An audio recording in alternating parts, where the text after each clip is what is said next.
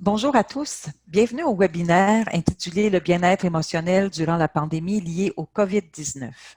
Morneau Chapelle a décidé d'offrir ce webinaire en ces temps d'incertitude et durant cette période où plusieurs d'entre nous vivons peut-être une période de stress plus élevée. Mon nom est Marie-Josée Bertrand et je suis conseillère organisationnelle au sein de l'équipe des solutions de formation en milieu de travail chez Morneau Chapelle. Je suis également formatrice en santé mieux-être et membre de l'Ordre des conseillers en ressources humaines agréés. J'aurai le plaisir de vous accompagner pendant ce webinaire. Entrons dans le vif du sujet. L'auteur Erich Fromm, qui est psychanalyste américain d'origine allemande, a écrit un jour l'incertitude.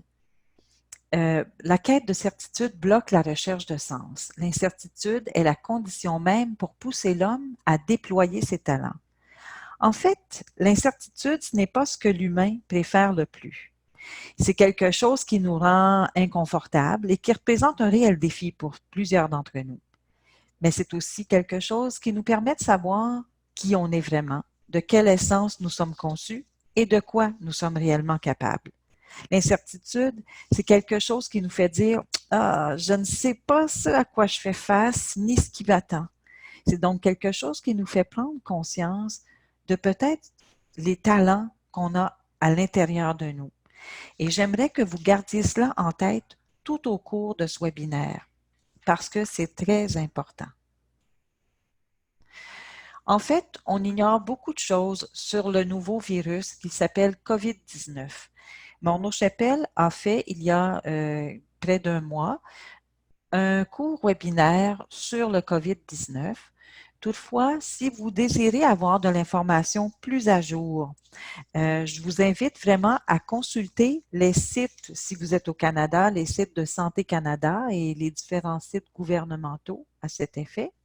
Et si vous êtes aux États-Unis, n'hésitez pas à consulter le site du Centre de contrôle des maladies infectieuses pour de l'information très, très à jour. Mais pourquoi est-ce que l'épidémie ou la pandémie de coronavirus est une source de stress pour nous? D'une part, un des éléments, c'est sans doute l'efficacité de nos systèmes de santé qui font face eux-mêmes à leurs propres défis. Conséquemment, ces personnes, la pandémie génère une forme d'incertitude. Mais à un autre niveau, et c'est la raison de ce webinaire, quel genre d'incertitude cela génère-t-il chez nous, les êtres humains? Pourquoi est-ce si difficile pour nous, en tant qu'êtres humains, de faire face à cette incertitude?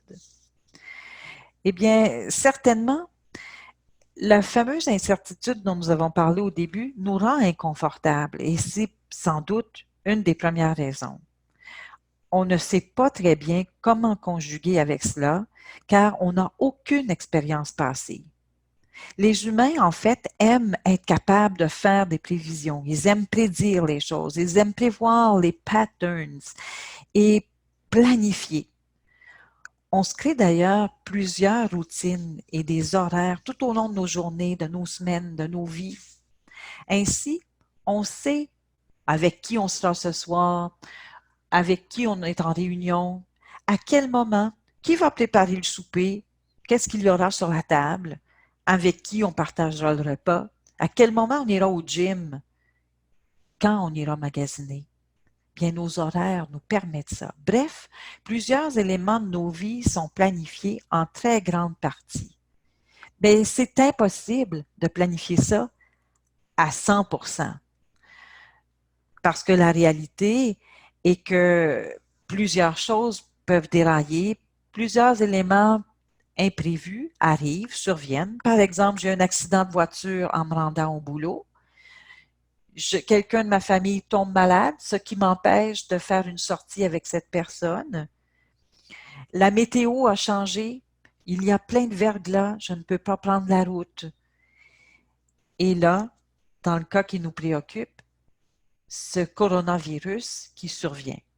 Donc, pourquoi nous avons tant besoin de cédules et d'horaires, excusez-moi l'expression, c'est une expression anglophone, donc j'ai fait un anglicisme. Alors, pourquoi on a besoin de ça? C'est que le cerveau humain a besoin de créer cette impression de contrôler l'environnement. Quand l'inconnu survient, c'est à ce moment-là qu'on ressent une certaine forme de peur. On a peur pour nous-mêmes, mais aussi pour les membres de notre famille. On veut être certain que nous ou les membres de notre famille, on se sent bien, qu'on n'est pas en danger et que si ce n'est pas le cas, eh bien, c'est à ce moment qu'on ressent un plus grand stress. D'ailleurs, pour ceux qui sont des parents, vous allez comprendre l'exemple que je vais vous donner ici. Vous avez par exemple un enfant qui tombe malade, vous allez consulter un professionnel de la santé et ce professionnel vous dit que votre enfant a une maladie grave. Personne ne va être joyeux avec ça. Vous allez peut-être sentir un certain stress, mais si le médecin ou la personne vous dit, nous avons traité ce genre de cas-là à plusieurs reprises et voici, ce sont les étapes à suivre, vous allez vous sentir rassuré, vous allez vous sentir entre bonnes mains parce que vous faites confiance qu'après le traitement diagnostiqué, eh bien, et que la personne va subir très bien le traitement, suivre le traitement, tout ira bien, que votre enfant se rétablira. Avec le virus, c'est tout à fait différent. On sait par exemple, en fait, les professionnels de la santé font face eux-mêmes à l'inconnu. C'est ce qui peut expliquer le malaise et la peur à laquelle nous faisons face actuellement. Quand cela arrive, on se concentre davantage, malheureusement, sur le négatif, parce que cette tendance est tout à fait humaine. C'est la façon à laquelle les humains, à divers degrés, réagissent. Et on pourrait légitimement se dire, mais si je me sens apeuré, qu'est-ce que je dois faire? Bien, la première chose, c'est d'accepter que vous ayez peur, d'accepter vos craintes. Une autre chose qu'on devrait faire, c'est aussi de rechercher des faits qui peut-être nous font infirmer ces craintes-là. Consulter des sites fiables, par exemple Santé Canada, le Centre de contrôle des maladies infectieuses, qui nous donnent de la bonne information, qui peut-être nous rassure et défont les impressions que nous avons. On peut aussi regarder des histoires positives, comme ce type à Sienne en Italie, qui, en raison de la quarantaine à laquelle il est obligé, a, à partir de son balcon, commencé à jouer de la musique pour lui et ses voisins. Et on l'entend jouer un grand succès popularisé par Céline Dion, My Heart Will Go On, la version musicale. Et les gens sortent sur leur propre balcon et applaudissent cet individu qui vient de créer un moment de grâce dans ces journées très pénibles pour les Italiens. Ou encore, au nord de l'Italie, il y a dans un hôpital du personnel soignant et des malades qui sont confinés ensemble et qui chantent des mélodies. Vous savez, ça fait du bien à l'être humain. C'est exactement à ce genre de situation qu'Éric Fromm fait référence. Et il désire, justement, il dit qu'il faut faire ressortir le meilleur de nous-mêmes. En tant qu'être humain, nous faisons tous face à la pandémie. Il faut faire ressortir, en fait, le meilleur de soi-même. En temps de crise, on devait toujours garder en tête qu'il n'y a pas que moi, ou il n'y a pas il ou eux. En fait, on devrait penser en termes de nous. Le virus, en passant, ne fait aucune distinction entre notre ADN, notre nationalité. Nous y faisons tous face comme êtres humains. J'aimerais aussi spécifier que notre cerveau aime les extrêmes, que ce soit dans le positif ou dans le négatif. Notre cerveau, là, n'aime absolument pas les choses ennuyantes. Lorsque vous lisez alors les grands titres dans les médias, tentez de faire la part des choses. C'est une invitation que je vous exhorte à faire. Comment vous pouvez faire aussi pour arrêter le petit hamster qui crée des monstres en vous et qui crée la peur? Ben, en prendre conscience, c'est déjà un début. Concentrez-vous également sur ce que vous pouvez contrôler. Vous pouvez, entre autres, contrôler votre respiration et nous en parlerons un peu plus loin. Aucune autre personne que vous n'avez un impact ou un choix sur votre pensée. La façon dont on vit un événement diffère de la façon dont mon voisin dont un membre de ma famille va vivre l'élément, le même événement. Donc, puis ça, on le vit, hein, quand on fait raconter une histoire, par exemple, racontez-moi l'accident de voiture que vous avez vécu, vous allez avoir deux personnes dans le même véhicule, l'histoire va différer. Ce n'est pas pour rien, c'est l'expérience que vous avez vécue, votre cerveau va la raconter comment il l'a perçue. Utilisez donc votre jugement puis tentez de relativiser les drames. Oui, il s'agit d'un événement exceptionnel, le coronavirus. C'est une grande crise. Mais souvenons-nous que l'humanité a déjà fait face à d'autres crises et a réussi à surmonter l'adversité. Souvenons-nous de ça pour pouvoir s'en sortir et espérer que tout ira mieux. Il faut aussi vous créer peut-être un mantra, une mission, quelque chose. Vous savez, plusieurs d'entre nous sont peut-être dans des quarantaines ou dans des isolements volontaires actuellement, ou sont à la maison parce que les écoles sont fermées et on doit s'occuper des enfants, mais les enfants ne peuvent pas aller jouer avec leurs petits amis. Donc, qu'est-ce qu'on va faire en famille de tout ce temps-là? Posez-vous la question, donnez-vous quelque chose, donnez-vous une mission. Impliquez-vous aussi dans la communauté. On le sait, par exemple, au Québec actuellement, les personnes de 70 ans et plus sont appelées à rester chez elles et à ne pas sortir. Et on ne doit pas non plus aller visiter grand-maman et grand-papa au CHSLD de peur de les contaminer parce qu'ils font partie d'un groupe qui est plus à risque et qui pourrait faire face à la mort si jamais ils attrapaient le fameux virus. Donc, peut-être d'impliquer vos enfants à fabriquer des bricolages, à aller porter ces bricolages-là sur les balcons de vos voisins qui ne peuvent sortir de chez eux. Et ça fait plaisir pour ces voisins-là quand ils vont ouvrir leurs portes, vont découvrir les bricolages de vos enfants. Ça fait du bien. Ça fait du bien à l'âme. Si vous êtes anxieux, bien parlez, parlez, parlez et faites en sorte aussi qu'il y ait des moments amusants dans votre journée.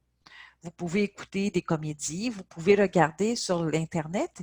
Il y a des sites où il y a des trucs drôles, des vidéos de chats rigolos, ou toutes sortes de choses qui vous font du bien à l'âme.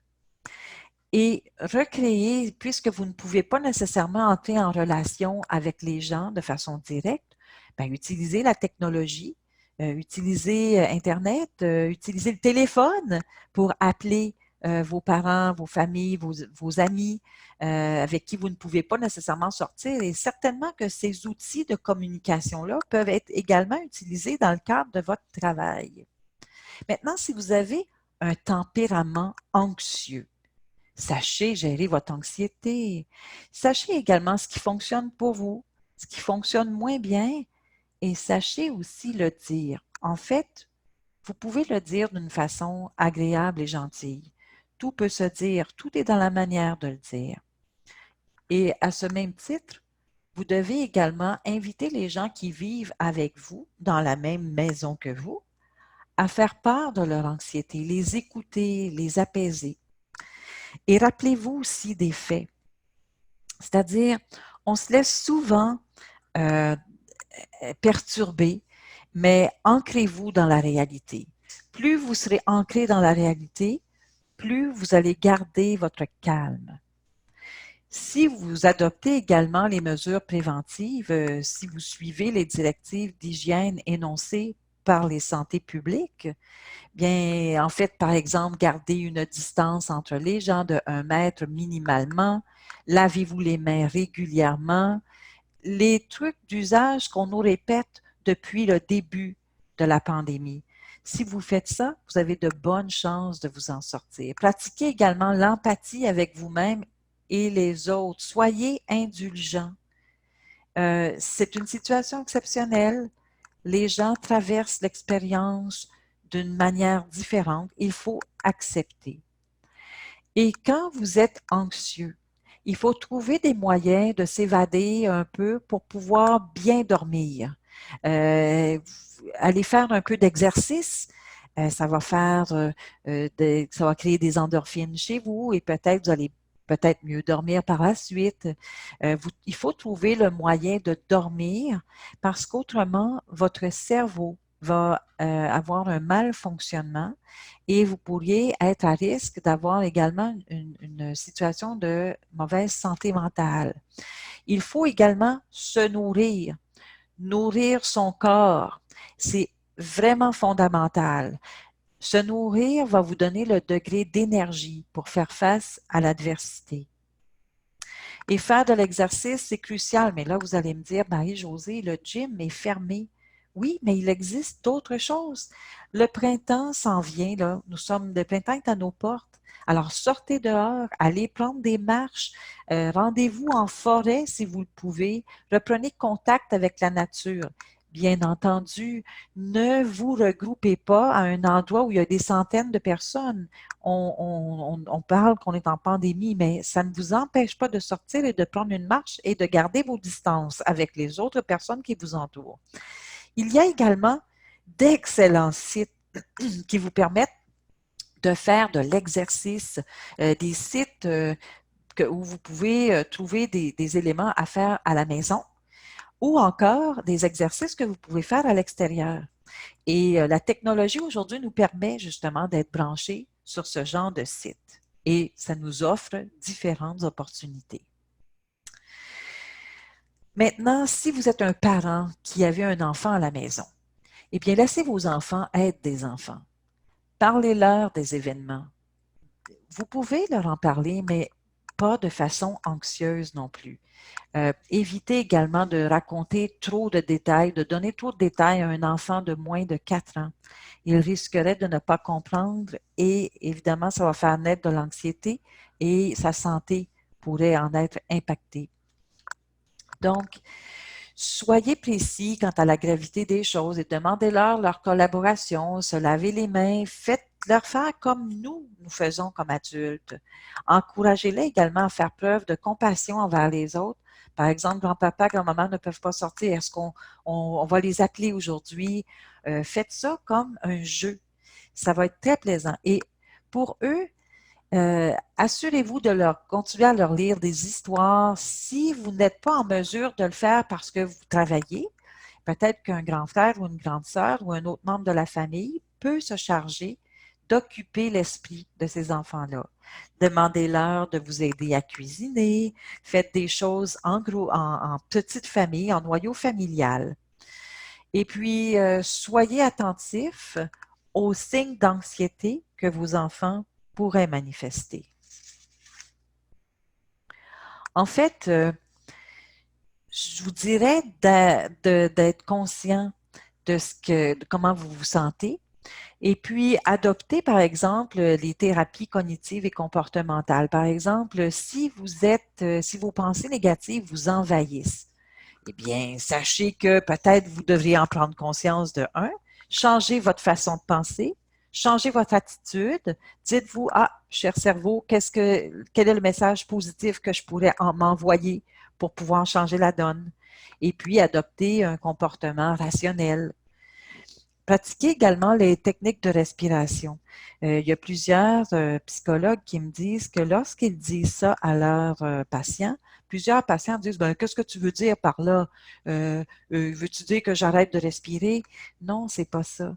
C'est que lorsqu'on est anxieux, lorsqu'on est sujette à avoir peur, vous allez remarquer que votre respiration change de rythme et c'est un rythme beaucoup plus accéléré. Donc, juste prendre conscience de la façon dont on respire. Est-ce que je respire bien? Est-ce que je respire profondément? Si vous pratiquez 3 à 4 respirations profondes d'affilée, de suite, vous allez voir déjà là, votre état mental va changer. Cherchez également à vous distraire, non pas en regardant les bulletins gouvernementaux ou des médias en boucle, parce que ça pourrait générer une certaine forme d'anxiété. Tentez de vous évader en écoutant un bon film, par exemple, ou en jouant à des jeux de société, en parlant avec des amis, en faisant des choses à distance avec des gens, puis ça peut devenir un défi, mais ça peut devenir Excellent. Et on dit ici, cessez d'écouter les médias, là, parce que aussi, ils ont des histoires positives à raconter, tant mieux, c'est ce que vous recherchez. Mais si c'est la même information, répétée, répétée et répétée, c'est là que vous pourriez avoir des soucis et vous faire du mal. Et on dit ici, éloignez-vous des soucis, cherchez des façons positives de passer le temps, d'aider les autres. Parce que quand on se met en mode d'aider les autres, déjà là, on se sent bien, on se sent mieux. Faites partie de la solution, devenez un agent de changement, devenez quelqu'un qui va s'impliquer dans la communauté. En fait, faites confiance à ceux qui sont en train de gérer cette crise, cette pandémie d'un point de vue gouvernemental et faites-vous confiance en tant que membre adulte d'une famille pour gérer la situation à la maison.